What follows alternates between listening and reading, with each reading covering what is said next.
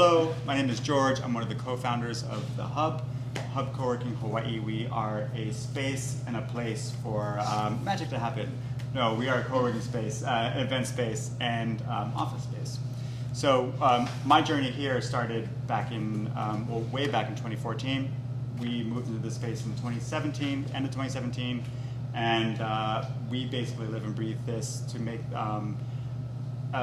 a home for small businesses to thrive here in Hawaii. So that's what I do, and that's why I'm here, because I'm very supportive of small businesses and people who are making a difference in Hawaii, like Mahina here, our friend. So let me go ahead and make a read an introduction. So Mahina is a co-founder and managing partner of Waiwai Collective, a contemporary Hawaiian space for community, culture, and commerce. Mahina is a social entrepreneur who has worked in a number of educational and cultural organizations. Most notably, Aloha Economic Futures. She is also the founding executive director of Paepae ʻāina, served as policy program manager with NOAA Papahānaumokuākea Marine National Monument, and held the position of head school of Hālau Māna and Kanu with public charter schools. My apologies. In addition, she studies and hones her practice as cultural practitioner with Nā Kalai Wa'a, Hālau Okea Ali'i Kumakani, and Heʻeia fishpond. Heʻeia fishpond. It's trying me here. You have a lot of credentials here. Mahina also holds degrees from the University of Hawaii at Manoa, University of Hawaii Hilo, and Hawaii Pacific University. She also serves on the boards of Kahilu Theater and Oahu Economic Development Boards, Friends of Iolani Palace, and the Trust of Public Land. Well, thank you for being here. Uh-huh. And can we just address something before we start? Yeah. So the elephant in the room, Mm-hmm. COVID-19, Mm-hmm.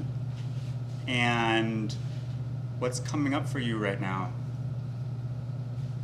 So before we launch into that question, aloha to all of our guests that are here in the space and those who are joining us online. I'm going to bring our ancestors into this conversation, so I'm going to offer a quick mele. And really, this mele it's really to just kind of amplify and activate our, collective will towards positive action for a healthier, more just, and resilient Hawaii. So if you will, maybe think of a beloved place here in Hawaii. Think of a beloved place as I say these words. E ale kaiki ku, e ale kaiki moe, e hume kamaloa ai ka ai, e hopu kalimai ka hoia, e ale kaiki ku, e ale kaiki moe, e hume kamaloa ai kai ai, e hopu kalimai ka hoia, e ale kaiki ku, e ale kaiki moe, e hume kamaloa ai ka ai, e hopu kalimai ka hoia. Let's grab that paddle and let's paddle forward towards a just, a healthful, and a hopeful future for all of Hawaii. Thank you for doing that. Yeah. Okay, COVID. So, if you didn't know, as George had mentioned, I helped to found Waiwai Collective, which is also a co-work space. We have 2 locations, one at Mo'iliili and one at Nu'uanu.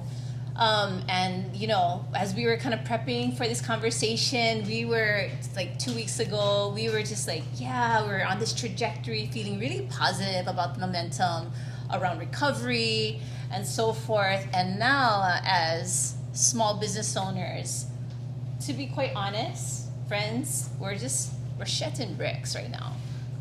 Like, I've had a couple of cancellations just today. And space rental makes up 40% of our revenue. And so, I don't know. I don't know if we'll be able to withstand another shutdown. And I'm just being really honest here. I know we'll get through it. We'll figure it out. But as a small business owner that has, created a business so that we can bring together individuals and business and companies and organizations to really kind of co-create solutions around a more just and resilient future for Hawaii. I don't know if we'll be able to handle. I don't know if there'll be another PPP offering, right? And you know what? This is what I do know. There's a lot of uncertainty, but this is what I do know. The strength of Hawaii, some of our greatest assets, is in our relationships, right? So my friendship with you, George, in any other state, right, or any other place, a co-work space would be, two co-work spaces would not be collaborating together, would not be sharing space together. We would maybe be checking each other's programming so that we could figure out how we're going to outcompete the other, but not here in Hawaii. We're trying to figure out collaborative solutions so that we can figure this out together. So that's what's coming up for me. I'm kind of like on a little bit of emotional raw edge, just because that's what it is, you know. And so I also want to say to those who, I have family members who are fighting the fires in Waimea on Hawaii Island. I come to you. I'm actually a Kona resident. My aloha to all of the families, the homesteaders in Waimea that are trying to protect their homesteads, take care of their house, their properties, their land, their cattle, and their livelihoods as well. So, and aloha to just, you know, everyone here in Hawaii, all the kama'aina, all of our kanaka. These are interesting times. And I just really hope that we have just a real, authentic conversation around what can we all individually do to better care for this place, care for Hawaii, and care for planet Earth, our island Earth. Thanks for saying that. Yeah, I appreciate that. I have also felt on edge, and I think that many of us here in this room and also in the virtual sense may also feel that. And so I'm glad that you named it, and I'm glad that we're talking about it, because I too am not sure, and that's probably what strikes the fear in me. And so I don't know what's going to happen, so it's just one step in front of the other. And a lot of my questions here we wrote together in a coffee shop 2 weeks ago, and now I'm like, oh man, these are not. I'm not sure if these are even valid. How do I refrain some of the past and future? Right. But let's. So I introduced you as someone who has done quite a bit and is still doing quite a bit. Never seems to stop. And that's not all of Mahina. So I'd like to give you some time and ask you to share a little bit about who you are, other than what I said here. Yeah, sure. What brought you here? What brings you to say yes to certain things throughout your life? You know, what's your origin? What's that arc? Sure. Yeah, I just want to share a little bit about some of the most pivotal transformational moments I've had in my life. I'll start off as a junior in high school, actually. I attended the school in the hills, so those who are born and raised here in Hawaii, you know, it's the school in the hill in Kapalama Heights, so schools. I was a junior, and I was like set. I thought I wanted to get into a school on the East Coast, on the continent, and I wanted to get into law school. That was my aim in life. I'm part Hawaiian. I'm also part Filipina, and so I had a lot of expectations from my Filipino family that you either need to be a dentist, a nurse, a lawyer, or an accountant. Those are your choices. So I chose the law route, and that's what I thought I needed to do to bring honor to the family name. Lo and behold, I was a part of this kind of choral group you know that I like to sing. Yes. It brings me a lot of joy. And you sing well. Yeah. Oh, thanks. So I was, part of this choral group, and we were invited to represent Hawaii in the Festival of Pacific Island Arts. Kind of a big deal. So we represented all of Hawaii. So as a young high schooler, I basically, we had to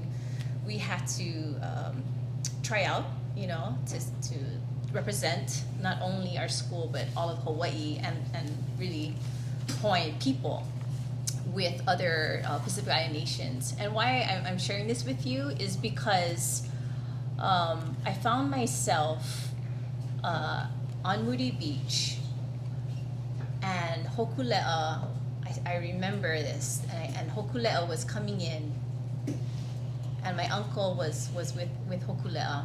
Folks know Hokule'a is this prolific double-hulled canoe that is significant to not only Hawaii, but to the world now. And in 1992, we actually, what was happening, kind of give you the situation, was the communications, we had lost communication with the canoe at the time for like 2 weeks. We were there for like 3 weeks or so, and we were waiting, and our whole purpose there was to perform and to represent the ancestral dances and practices of our people of Hawaii. And we were also there, the second purpose for which we were there was to welcome the canoe, welcome this Hawaiian canoe. And it's been over 500 years. That would have been the first time, like in 500 years, in which Hokule'a would have arrived on the shores of Rarotonga. And when, so we were really afraid that the canoe was, perhaps a lost at sea. And can you imagine, as a young Hawaiian person, we felt like our heroes were on that canoe. And what would that mean if they were to be taken by the sea? Long story short, they arrived, and I remember all these crew members, Nainoa Thompson and others, and all these other kupuna that came off the canoe and came onto the shore, and we were chanting and we were dancing and we were singing these praises to our canoe. And I literally just started to break down and cry, because at that very moment I understood that how could I spend my time and how could I want to strive to leave Hawaii and pursue a law degree in order to make a lot of money, in order to buy a house with a white picket fence, when I didn't even ground and establish myself in my own culture. So I just had this kind of like personal reckoning moment.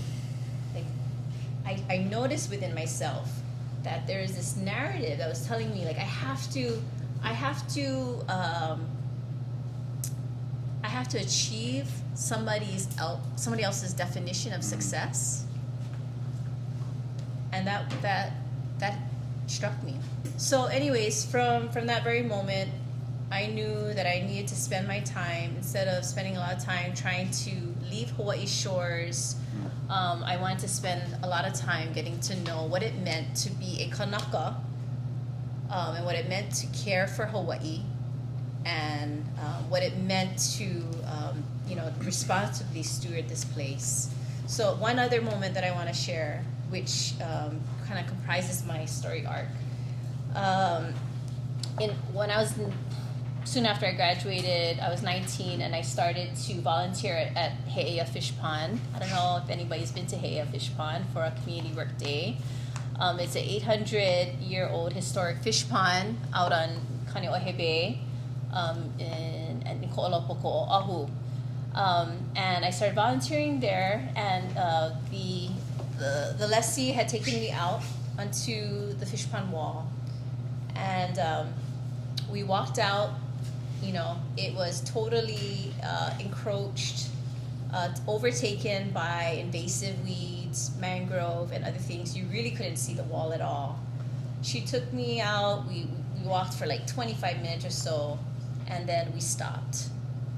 We turned and looked up Mauka from the most seaward wall, and I just had this. I closed my eyes, and I could feel this warm air come across me. And then I could hear laughter, and I could hear people yelling in a joyful way. And I literally could hear thousands and thousands of people at this particular fish pond at Heʻeia, enjoying themselves, loving this land, cherishing this land. And at that moment, I knew what my purpose was. And so for a young Kanaka that was really just trying to find her way in the world, that was a pivotal moment. That was a pivotal moment because at that moment, I knew that I needed to help restore this place so I could restore my relationship and connection to this land, and so that others could partake, right? Could partake in this effort to restore these treasured places and restore relationship Kanaka to Aina. So, I mean, everything that I've done after, those are my 20s. I started a nonprofit, who's had great influence in ʻāina-based efforts. From our efforts, we have, I think we had in, the early 2000s, 2001, there might have been four operational fish ponds at the time. Now there are over 60. And I gotta say that our little organization had a lot of influence on that. And so what I find is, just gonna conclude the story arc, is that my experience at Heʻeia Fish Pond, learning how to reconnect people to place, has been kind of my playbook for wherever I go. So in my 30s, I got to serve as a policy administrator with NOAA, with the federal agency, protecting, at the time, the world's largest marine protected area. And then I got to serve as head of school at 2 different charter schools. Those are my 30s. And then in my 40s, got to reinvent myself yet again, one more time, as a social entrepreneur. And these are the big lessons that I take from my time at Heʻeia Fish Pond, translates in every setting. Yeah, chicken skin. Yeah. Thanks for sharing that. Yeah. I had the opportunity to sit on the dock with Mahina and some friends at Heʻeia Fish Pond, the word I couldn't say before, what lights can do to you. And to see the difference that you've been able to help initiate. Obviously you didn't do it alone, but to see that, and even just the time that I've been back in Hawaii, to see how the mangroves have changed, how it's just been rejuvenized, revitalized, has been pretty incredible. And to have a stake in that tangible difference must feel pretty amazing. Sure. Yep. Absolutely. So you mentioned connecting people to place, and one of my questions I like to ask and like to hear about is like, who has influenced you in your past? And you've spoken about place. Who are some of the people you mentioned? Your family on the Kanu and I know Thompson and stuff like that, but who are some others? Yeah, I would say Clayton Bertelman. So he is the captain of Makali'i. He was a captain of Hokulea. He's this like solid of the earth kind of person. Born and raised on Hawaii Island. He's a rancher. He is a voyager. He was a construction person. And he's just this uncle that he could, because of his charisma and because of his leadership style, he could put out a call, So if he said, you know, we have this project, we want to build a new hale, a new house for a preschool here in Waimea, he knew how to inspire people and call them and galvanize them around a central objective. He also knew how to scare people. So if he said, you know, we have this project, we want to build a new hale, a new house for a preschool here in Waimea, he knew how to inspire people and call them and galvanize them around a central objective. He also knew how to scare people. And I think that's kind of, you know, that's local style, right? He knew how to make you sit up straighter. He knew how to make you bring your best self to any situation. And, you know, I think that's really important. I don't think we, you know, when we look at kind of like societal makeup, I feel like families are so, families are having such a hard time keeping the unit together because most moms and dads or, you know, whatever, parents have, you know, 2 or 3 jobs that they're working, that we don't have enough time to like bring kids up. And so for me, Uncle Clay Bertelman really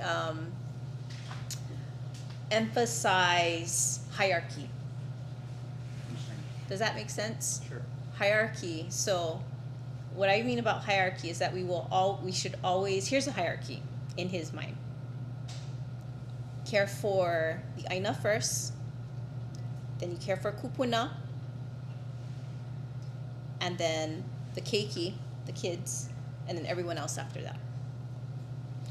So when you have that hierarchy in place, you can find your role, right? Now, when we, you know, in business school, I went to business school too, what are we taught? Maximize the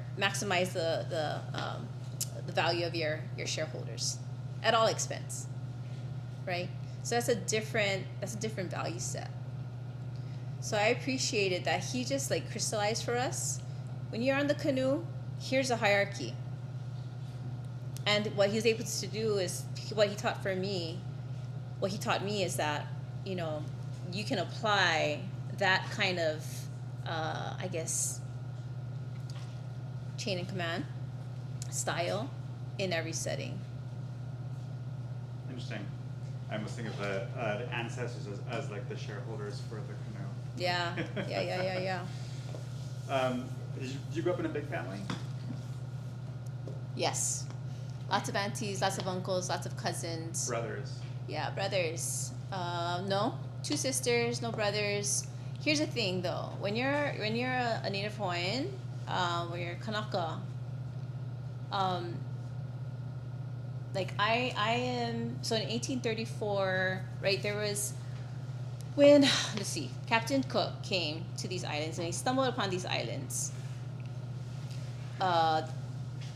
Depending on whose studies you look at, population was anything between 800,000 to 1.2 million, right? Just about 100 years later, in 1834, because of the introduction of diseases and other factors, but primarily because of introduced diseases, we were decimated to 34,000 people. So to me, that's like cultural genocide. So when you ask about, it's a complex question. Yeah. So when you ask, like, you know, do you have a big family? Like, yeah, I do have a big family. I come from this land, and I'm able to, because I know my genealogy, I know how I'm related to, you know, to the ocean and to the pohaku and to that valley and to the wind, right? And so it's a complex question to respond to. Yeah, thanks for shedding light on that. All right, let's change it around a little bit. What are your concerns right now for Hawaii? And what's keeping you up at night? Yeah, cost of living. Who can afford to live here in Hawaii? Not me. I mean, let's be real. Let's be real. I think the last statistics I looked at, I think you need a salary of upwards of 90,000 to be able to, have that's considered livable wage, right? I think the median price home for Honolulu now is about 800,000, upwards of 900. That's ludicrous. That's ludicrous. Like, what does that mean? Are we gonna be like Vancouver? Are we gonna be like, Silicon Valley or New York? I think we are, depending on which report you look at. We're either the third or the first most expensive city to live in, looking at Honolulu's rates. Yeah, so cost of living, and cost of business absolutely terrifies me. And here's the thing too, like, what's Hawaii without Native Hawaiians? Right? I don't know. Will Hawaii still be Hawaii without Kanaka Maoli? I'm not sure. I don't think so. And so what terrifies me is that we have this out-migration of Kanaka, of Kama'aina, Kanaka and Kama'aina. They call Las Vegas the ninth aisle.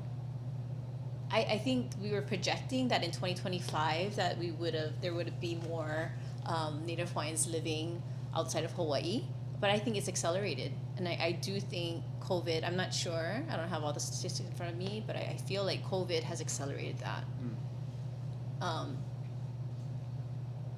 And so that's why I think this conversation is like, what can we do to better support one another as a small business ecosystem is vitally important. Are you seeing any changes any different trends?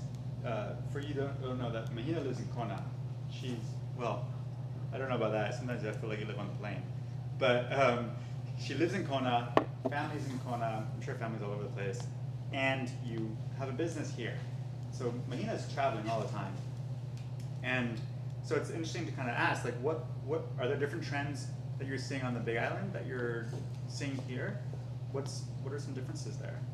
Yeah, we are seeing some trends. I mean, I can't say that they're verified, but anecdotally, what we're seeing, I have a lot of realtor friends, and there's like tremendous amount of folks, newcomers that are buying property unseen, right? Property unseen. There's very low inventory right now, and that's the case throughout Hawaii. But we call the Kohala Kona Coast the Gold Coast, and so I'm seeing anecdotally, as well, like a lot more license plates, from outside of Hawaii license plates. And here's the thing: is like, I just wonder, like, is the expectation when folks come and buy property here, or they set up shop here, or they move here, and they don't want to live, work, and play, is there expectation that they should export their ideals from wherever they came from? So if they came from Oregon or California or Idaho or New York, is the expectation that Hawaii should mimic wherever they came from? Or is the expectation that they should learn how to maybe acclimate to local culture and find ways to add value to how we conduct business? I'm not saying that we're far from perfect, right? I mean, there's a lot of things that we can do better. I think more supports can be given to small business, especially. But I just wonder, it's like I see this tearing of our social fabric in the way that all the things that makes us special here in Hawaii. I'm a part of this initiative, Aloha Economic Futures, and we came together in the height of the pandemic because we felt like, as people were talking about this desire to reset or redefine a new economy, we're like, well, where are the educators? where are the healers? Where is the working class in this conversation? And where are the Native Hawaiians? And so we weren't asked to the table. So we said, no problem. We'll just create our own table, and we're gonna invite everyone. It's not gonna be exclusive. And so that's my question. That's my larger question to all of us here. If we're kind of tuning in via IG or any other platform or here in person, is like, we've all been called here because there's something that calls us to Hawaii. I think it's because we feel the sense of connection. I think it's because we feel a sense of belonging here. There's something special and unique that makes this place Hawaii. But if we bring all of our outside ideals and try to change what makes Hawaii special, what will make us, I feel like would be like any other place, like Orlando or New York or San Francisco.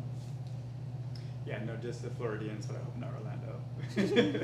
I had a conversation we had a few remote workers come here about like 3 weeks ago, and I've been really fascinated with this understanding of what people are drawn to here. And there was one that kind of rang a bell for me, and it was, I feel like moving here, I can live my authentic self in an authentic life. Yeah. Made me think, what does that mean? And one of the questions that I have on this paper here is, like, what's the draw? What's the special sauce? What can be Hawaii's niche? And the premise of that question is, like, there's been a lot of conversation, and I think some of us in this room, about developing a tech and innovation sector here in Hawaii. I was part of this initiative in 2013 about Startup Paradise, and there's this push to help create an innovative ecosystem here because you can create jobs with a small footprint. Sounds great. Hasn't really happened so far. I'm curious about people's take. Right. And one question I have here is, do you think that Hawaii should allocate resources to develop an innovation and startup ecosystem? And if so, what can be done to make this ecosystem thrive?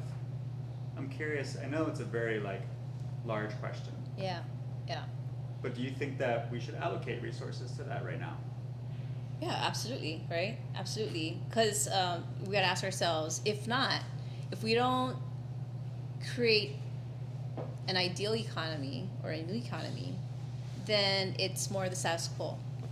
And we know that the status quo is not working for working class people, for working class families. We know that it's extractive and destructive to our environment. We know this, right? And yet, Hawaii has tried to place investment into the startup sector. So from 2000 to 2015, around there, we had Act 2021, right? Act 2021, where 1.2 billion was distributed in subsidies, and the whole idea, the whole premise of this was that through these subsidies, we were going to increase high-tech investment, we were going to attract high-tech investment, and we were going to create new jobs. I don't think that that's happened in the way that we expected and the way that we had hoped. And so here's the other thing too. It's like, I don't know if there's a silver bullet. I wish I could say I have a solution and let's all get on board, but I really don't. Here's some of the thoughts that I do want to share though. Hawaii's been talking about diversification for a really long time. We all know I think we're all frustrated with over-tourism here in Hawaii, particularly here in Oahu. So, if you were to just Google DBED, there's a lot of great intention. There's been plans that have been developed to diversify Hawaii. And yet, nothing is sticking.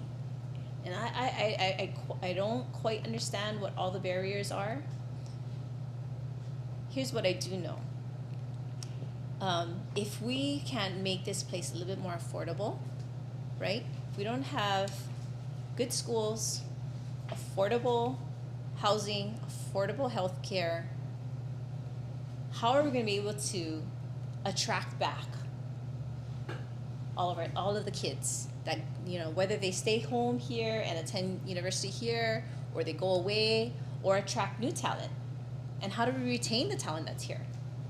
Perhaps not all of you were born and raised here, but I mean, we got to figure out, I think, some of the basics. You know, I feel like sometimes we're like, oh, I'm actually, I love the idea of a tech sector here in Hawaii, but until we address the housing shortage, affordable housing, and quality schools and quality healthcare, I don't think those other things are going to stick. And here's the other thing.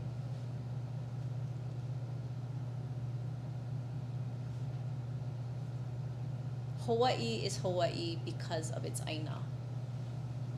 So if we're here for a month, we're here for generations, we're here for a couple of years, I think what can make us really different, what could be our comparative advantage, is like commerce and industry and small businesses that's really focused on the health of our ecosystems.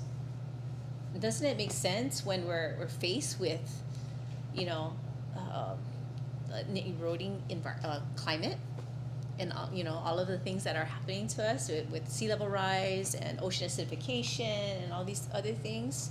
Like, let's reverse the trend. We're known right now as the capital of invasive species and the capital of extinct of species that have gone extinct. Why don't we be known as a capital or a place where we can foster regenerative travel, we can foster regenerative agriculture, where we can foster regenerative business? I don't have all the answers. I don't know exactly what it takes. But if we take just one small step, here's the one small step that I would ask of all of us here, is let's all get involved at least with one ʻāina-based organization and do our part to care for this place, to care for this beloved, cherished homeland. And one other thing that I would do too is, you know, we have 2 state languages here in Hawaii. So if you want to unlock, here's the thing, like, we have access. This is not, you know, access to Native Hawaiian knowledge and ancestral knowledge here in Hawaii is not just for Kanaka, Hawaii. It's not just for Native Hawaiians. It's for anyone who wants to access it. And the way to access that is 2 ways. One is spending time in ʻāina, and the second is learning the native language of this land, Olelo Hawaii, right? I went on a recent trip to Miami. I loved it because everyone speaks Spanish, and it's so, you know, there's so much pride with their culture, and they assume you speak Spanish. I love it. That's how it should be here in Hawaii. Yeah. You know, why couldn't we have bilingual signage all over the place? Like New Zealand. Get on it, George. What would you, if you were, okay, so on your way back from Miami, let's assume that you were sitting next to somebody, an entrepreneur, Yeah. who wanted to move to Hawaii, Yeah. and they asked you, oh, where are you from? And you say, oh, I'm from Hawaii. And you're like, oh, and then they're like, oh, wow. So, and then the conversation continues. What would be like some advice that you would tell them about starting a business here in the islands? Or as a business person? Yeah, I mean, I would have a couple of couple of questions I would ask. I would ask the prospective entrepreneur to contemplate a couple of questions. First, how are you going to add value to Hawaii, to Hawaii's ecosystems and communities? The zinger of a question. Okay. Yeah. Okay. And then number 2, what are you gonna do to minimize your environmental impact? Yeah.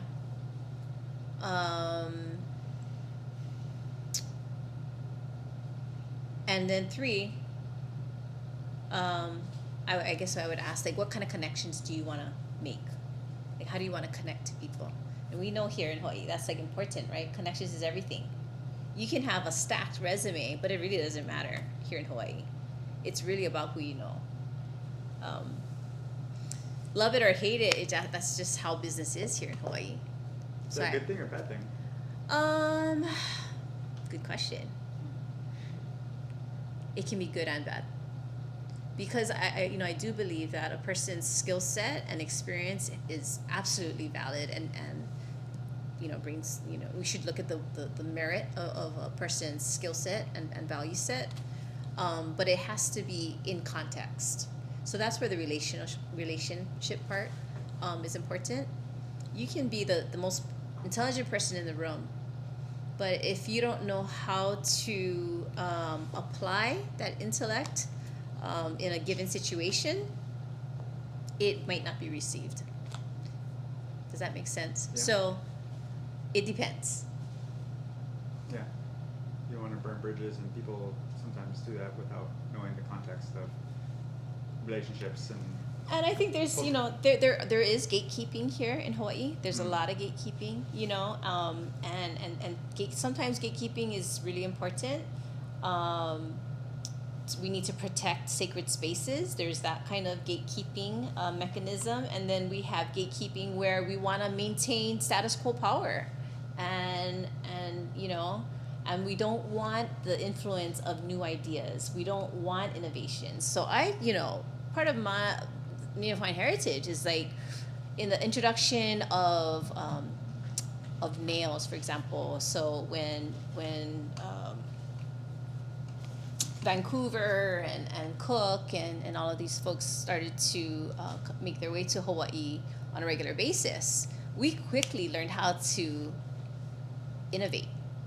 So we would borrow these tools, adapt them, and then make them ours, and then improve, our tools. I'll give you a very specific example. So an example would be when iron was introduced, right? Iron introduced, and they had these nails. So they would use, instead of using the knives that we had, they would use the nails, and that quickly influenced the intricacies of all of our patterns for our couple work. And so when you look at kind of like the Manola fashion designs and all of our other kind of like, known designers, they actually are looking at artifacts from this heightened period.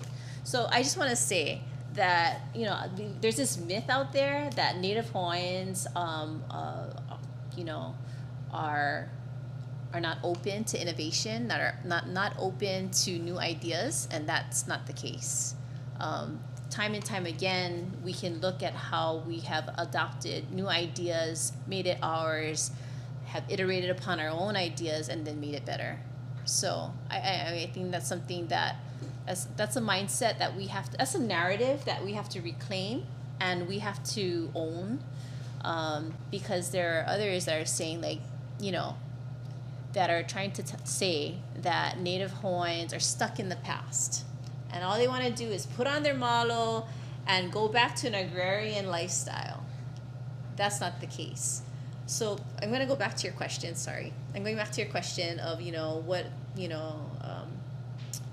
like the opportunities of the tech sector and new opportunities of a growth economy. I think, so all those who are looking at technological innovations and looking to grow the tech sector here in Hawaii, like, why don't we look at, the sectors that already have a lot of community buy-in? For example, agriculture, right? There's a lot of momentum around food resilience, food security, access to locally grown foods. Why don't we, partner up and try and pair up those who are creating apps, those who are writing software, to create the technological solutions that can accelerate these other sectors. So that's what I wanted to say about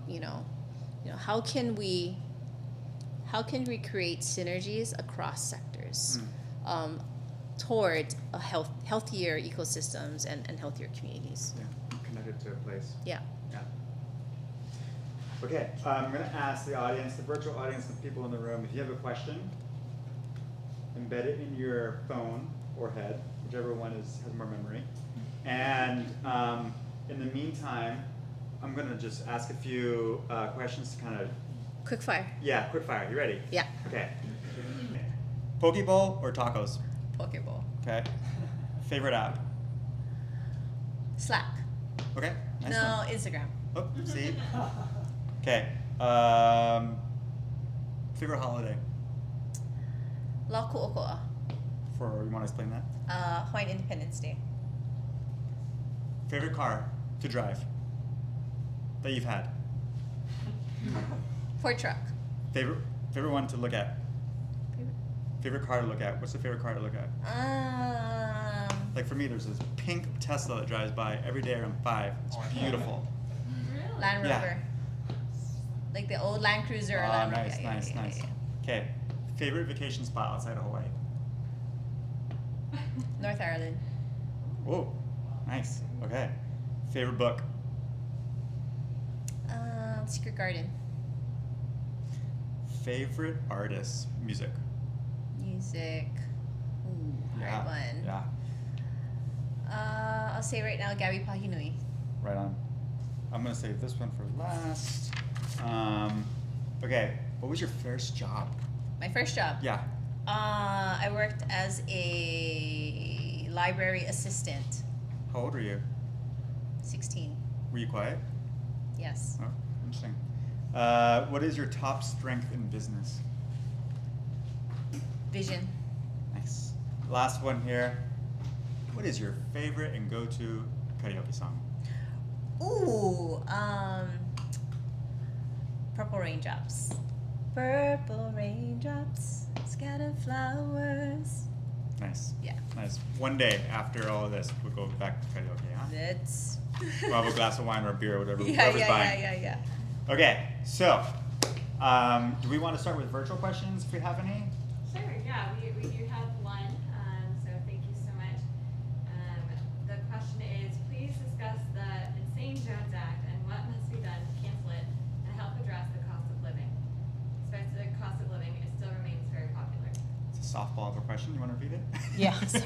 Would you mind repeat the question? So Yeah, but can you please repeat the question? Absolutely. Please discuss the Jones Act and what must be done to cancel it and help address the cost of living. Despite the cost of living, it still remains very popular. I don't know. I'm not versed on the Jones Act. I did refer to it. Yeah, I don't know. I don't know. Do you want to maybe who here can explain what the Jones Act is? what is No, the you I go. don't know. My understanding, and I don't know that much about it, is that any containers or shipping containers need to come through ports such as New York or LA first in order to go to Hawaii or even Puerto Rico. That's my understanding. It could be very wrong. Yeah, and however, I will say that I personally have received shipping containers straight from, there's one shipping line that goes straight from China to here, Hawaii first, and then it goes to LA, and then it comes, and then it goes back. So that's the Jones Act. So it's sometimes very difficult and makes it expensive because we are not able to get shipping goods directly from other countries. It has to go through, has to have enough on the boat in order to go to the continent first. Yeah, what I would like to say though is that I had a friend of ours that had introduced the green fee bill last season. It didn't pass, but I really think we need to be taxing. We need to come up with some kind of new tax mechanism, whether it be a landing fee or some kind of additional green fee because of the intense use of our sewers, of our landfills, of our water, of electricity, of public safety officers. We have so many travelers coming in, 10.4 million now, right? I feel like it warrants an additional tax mechanism to like maintain our infrastructure here. You're talking about the green fee from the Conservation International? Yeah. Yeah. Yeah. You guys should look it up. It's pretty interesting. Yeah. All right, who's got questions here in this room? Yeah. I'm gonna go ahead with the lady first. Sorry, I had 1,000 questions, but the first question I want to ask is one that I live in Waikiki now, and it's been really magical during COVID to live in Waikiki with no tourists and really get to know my neighbors. And Yeah. my neighbors are Hawaiian from the land, like the way that they can go back generations, and their family was there 200 years ago in that exact, or maybe 200 feet down. And we got in a really deep discussion when the tourists came back is, what is a local business? Do we count people who can call themselves maybe ʻāina because they've been here for 15 years and they're starting their own business? Or is a local business ʻāina, people who've been here for generations, or kanaka who are Hawaiian themselves? Like, do we count transplants as local business when we're talking about supporting the local people and keeping the local people here? And it's not a negative to transplants, but what does that mean for us who have been here for generations or are kanaka? What do we consider, and how do we vote with our dollars to make sure that we're supporting our people staying here and not having to move to the continent and being able to stay? Like, what to you is your definite, and we didn't really come to an answer, but I think it's a good question, especially as people who've been here. What is a local business? Yeah, I love that question. I think the first thing is that we have to just like lay on the table is that there's tremendous amount of misappropriation of Native Hawaiian culture. Everyone profits from our culture, right?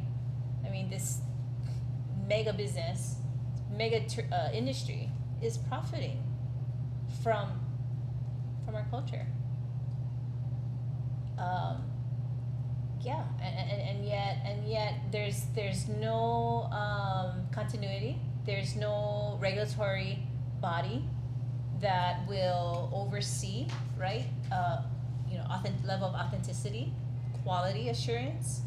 So I think the first thing that we need to do is we should advocate for some kind of regulatory body where Kanaka will determine, whether a business, a Native Hawaiian owned business is authentic, right? And then businesses that would profit from Native Hawaiian, Hawaiian imagery or Hawaiian intellectual property. I think there needs to be education. We should build capacity of business owners and industry leaders to do this in an appropriate way. I'm definitely for building capacity and educating folks. And then there needs to be regulation, right? So if we provide the resources for folks to, align with some kind of level of quality assurance, if they don't, then there should be some consequences in place. If not, then we're going to continue to see, a couple years ago, we saw that poke shop in Chicago, right? That's ludicrous. I mean, I'm just going to bring, the Olympics kind of into this conversation, but Carissa Moore, I'm like thrilled that she was able to, win a gold, and she is a Native Hawaiian person, a Native Hawaiian woman, that accomplishes feat, However, in the surfing industry, there's very little recognition that this sport was actually birthed here in Hawaii. So I feel like everyone has figured out a way to profit from, our cultural endeavors.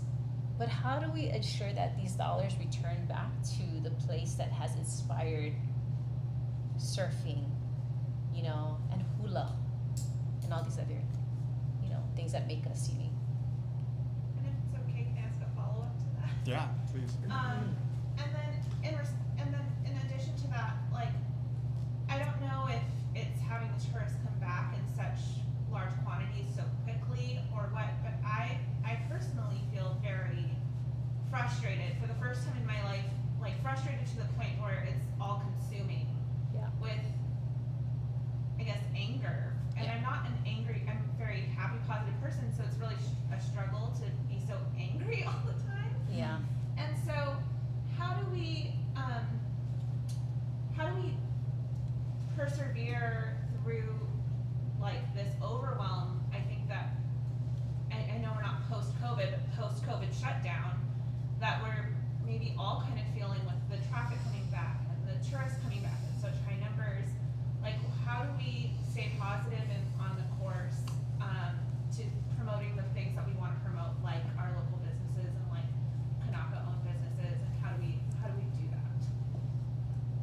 Yeah, I have some ideas, but it's okay. Do you guys have? I want to throw it. Also, I'll come back to. I'll respond. But does anybody else have ideas in the audience? I'm curious what you think, Nikita, but yeah. Oh, I like to go to the nature and connect with Aina. There are certain areas that's a little less touristy. Humans are distracting. Humans are distracting, and yeah, they bring energies, and so yeah, just finding places and time and space in your life to go into areas where there's less humans and more Aina.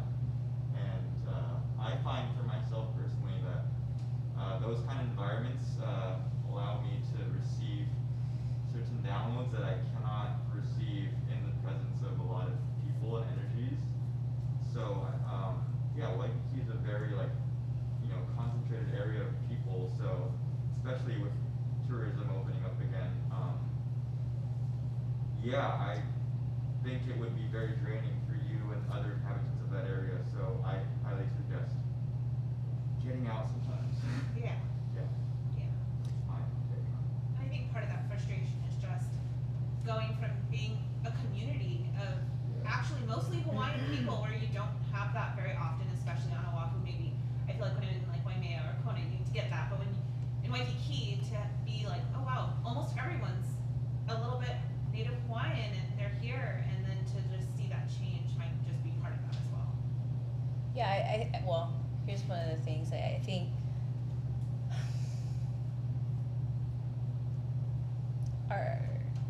Is Hawaii going to recognize injustices committed against Native Hawaiians? I feel your struggle. Like, why is it so hard to be able to exist in our own homeland? We want to be generous. We want to be gracious. Stewards and hosts. We want to be able to give generously, but it's really, really difficult. It's really, really difficult when we see the sands of our our birthland being overdeveloped. I'll just say this: we can't afford to. It's like expensive to give birth here. I think it's like maybe 10 to 15,000 to give birth here, and it's hell expensive to die here. Right? So we have this term called kulaiwi. It's the plains of our bones. And I just feel like our ancestors' bones are buried here. It makes up part of the composition of this land, and we need to continue to be here to make sure that we care for them. So how do we raise the consciousness of folks that I will just say you know, I don't see myself as an American. There's a lot of great things about the United States, but I don't see myself as an American, and it's hard to say that out loud here, you know, in Hawaii, and you know, I don't know, like, George, you're my friend, like, does it matter? Does it matter? Or do you care about Native Hawaiian justice? Yeah, I do. And I Yeah. think it's because I've had the experience in the past where I traveled quite a bit, Mm-hmm. and I've been introduced and lived in many cultures. I was born in an Hispanic culture. Mhm. My family is Hispanic, even though, you know, blonde hair and blue eyes. And so, but I still feel a strong tie to that culture. Mhm. And so I can recognize that, Mm-hmm. and I could recognize that this place is incredibly special. Mm-hmm. That's the reason why I'm here. Mm-hmm. I'm wanting to make a difference because it's not just a beautiful palm tree swaying in the wind. Yeah. It's the people who have made a difference, made it a paradise in my heart. Yeah. People who are community-based, people who are ʻāina-based, and so I don't think there's anywhere else where people have made such a beautiful, special pocket in the world, and I think that's due to the beautiful culture. Yeah. And I think that Hawaiian justice is absolutely important, because without that, it doesn't feel right. Yeah. So one other thing that I would add, is if so, the Office of Hawaiian Affairs was created to manage. One of the purposes of the Office of Hawaiian Affairs is to manage the revenues that would be received from the public land trust, because we have 1.2 million acres of our lands that are held in public trust, right? Until the Native Hawaiian government is recognized again. So held in public. So all the public government lands are held in trust, primarily cared for stewarded by DLNR, and OHA is not getting its fair share of public land trust revenues. The reason why I bring this up, because when we're talking about, you know, economic stimulation, if Hawaiians were to get, I propose or posit that if Native Hawaiians were to get their fair share of public land trust revenues, we would be a major economic player here in Hawaii. We would be a major economic player here in Hawaii. Then what can we do? Then we would have to, you know, we should use and steward and responsibly steward those monies, not only for the, you know, to care for ourselves as indigenous peoples here in Hawaii, but everyone else here in Hawaii. The larger us, the collective us. Sorry. Go ahead. I hope this doesn't come out the wrong way. I do come from a place in a very similar situation. I'm not Spanish, I'm Catalan. I also Oh, come from yes. a place that's not conquered by another country. Yes. And I do identify a lot with what's happening here, and I feel like this is a second home to me. Yes. I feel really at home here, and part of the reason is because of that kind of culture. My question is, do you think that at a private level or at a business level, is there being enough done to protect, and not only protect, but try to, in a sense, conquer back the Hawaiian culture? And to exemplify a little bit about it, you talked about learning ʻōlelo Hawaii, and that was one of the things that I thought before moving here.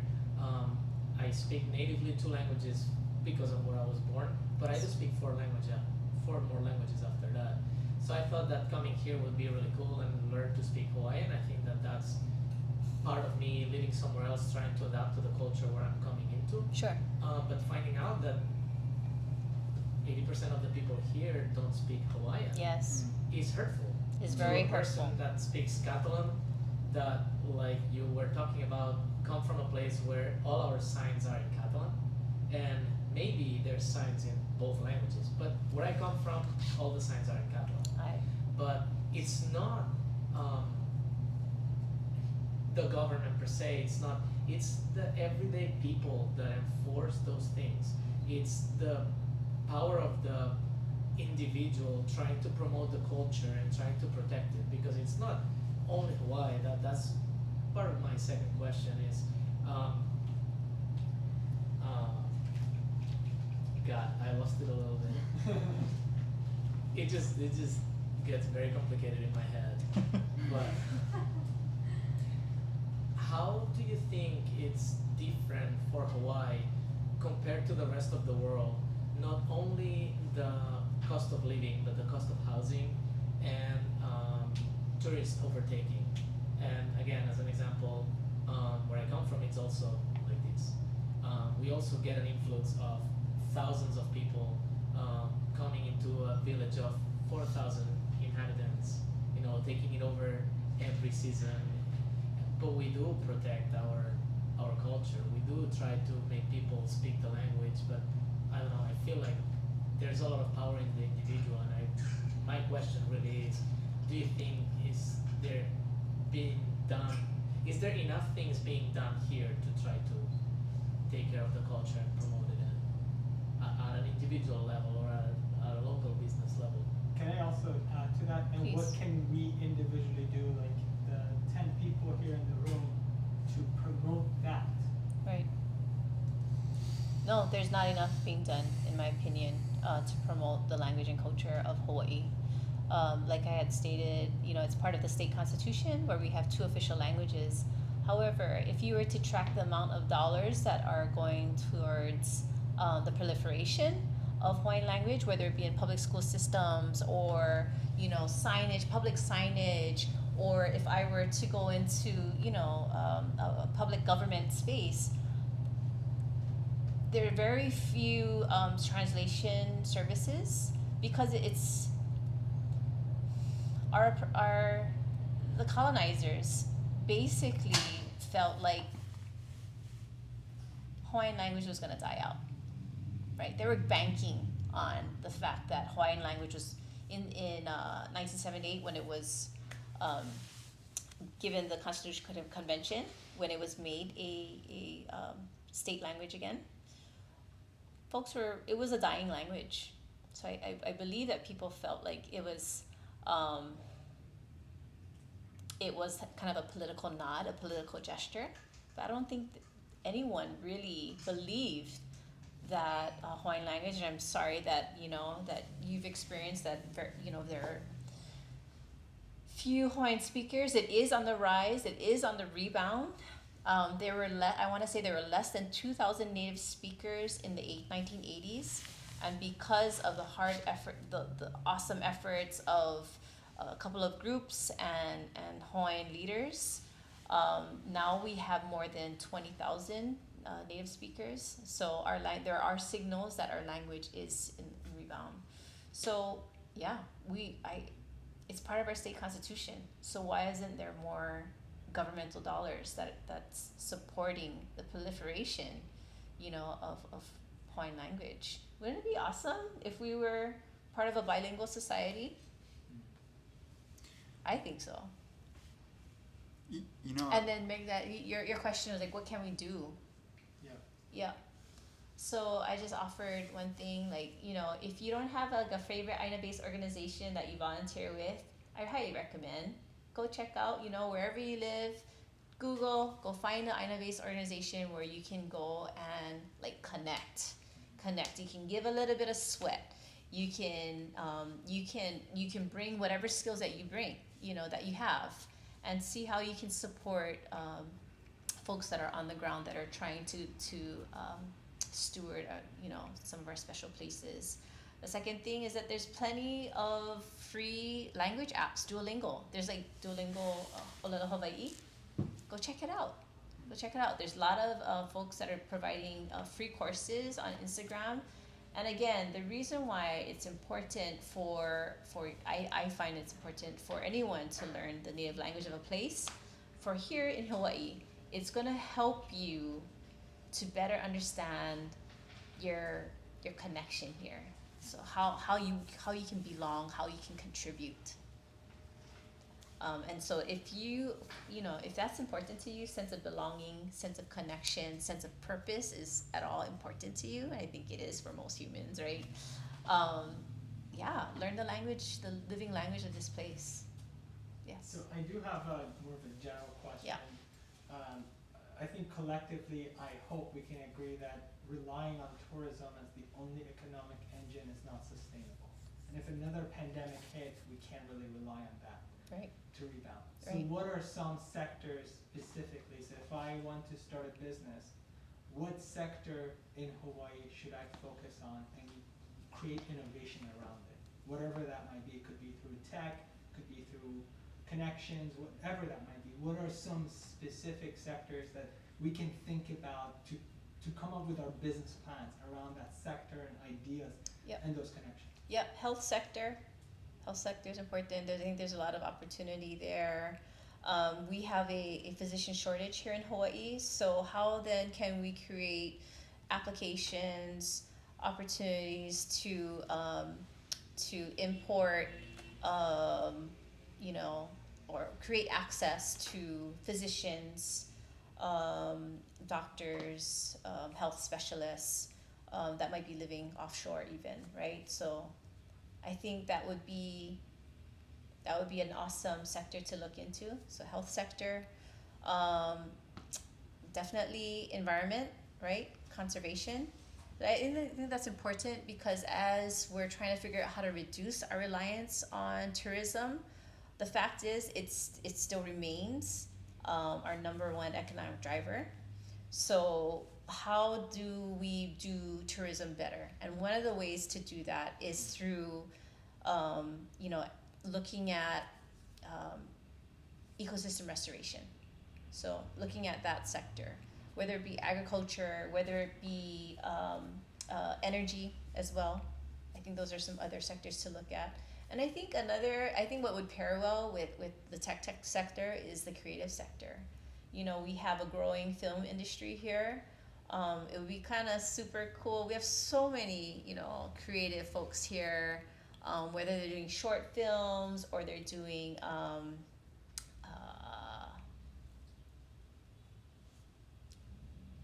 forget. What is it called?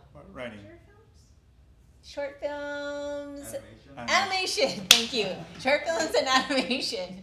Yeah, I think we could support that as well. And I think another thing that I've read in different reports too is kind of like the sports sector, right? Because we have great weather all year round. We would just need to create the training centers. But I live on as I mentioned, live on Hawaii Island. We have like world-class athletes that are coming to Hawaii a lot to train, half the year. So I think that might be interesting as well. How do we create, these world-class training centers and then arenas, right, where we can host these kinds of events. Yeah. Awesome. Thank you. Yeah.